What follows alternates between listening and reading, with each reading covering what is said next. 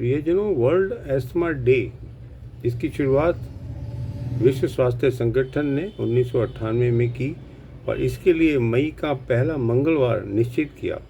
इस साल भी यह 6 मई को पड़ा था। पर इसके बारे में जो प्रभावित व्यक्ति है, जिसको सांस का कष्ट होता है, खांसी होती है, बुखार होता है, परेशानी होती है, उसके दिन रात इतने प्रभावित होती हैं, उसकी दिनचर्या प्रभावित हो जाती है। एक प्रकार से वो अपने आप को बोझ सा महसूस करता है, उसको तनाव रहता है। और तनाव होने का एक कारण ये है कि तनाव को कम करने के लिए बेशक वो कई प्रकार की दवाइयाँ भी लेता है जिससे उसके फेफड़े खुलें, पर ये नहीं हो पाने से और उसको तनाव हो जाता है। तो ये तनाव जो है इस रोग को बढ़ाने में सहायक भी है। जिस प्रकार से अनेक दवाइयाँ बनी हैं सांस एलर्जी इसको देखने के लिए, और इसके साथ साथ मैं ये कहूँगा यदि हम तनाव को कम करने के लिए केवल उन चीज़ों को खाएं, उन क्रियाओं को करें जिससे तनाव कम होगा, तो समझता हूँ कि शायद उस तनाव के कम होने से उसके जो रोग हैं वो साधारण रूप में रहेगा, उसको किसी प्रकार के प्रकोप या परेशानियाँ नहीं होंगी।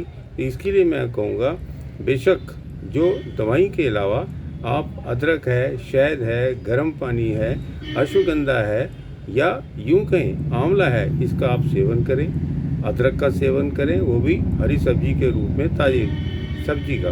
पर इसके साथ साथ यदि वो सुबह के टाइम में जब शांत होता है, एकांत होता है, ऑक्सीजन का लेवल बहुत ज़्यादा होता है, केवल प्राणायाम के रूप में यदि लंबे गहरे धीरे धीरे सांस ले, ये प्रक्रिया करे, अपने जीवन में लाए, ताकि उसकी जो वाइटल कैपेसिटी है उसके फेफड़ों की, उसकी शक्ति बढ़े।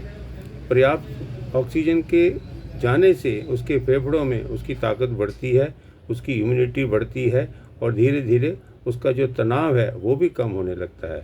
क्योंकि अक्सर अस्थमा के मरीजों को टेंशन स्वाभाविक रहता है, उनके चेहरे पे आप हमेशा पाएंगे उनको तनाव रहता है। तो मैं ये कहूँगा तनाव को कम करने के लिए इस प्रकार की प्रक्रिया करें, ताकि वो हर प्रकार से अपने आप को धीरे धीरे तनाव मुक्त महसूस करेगा।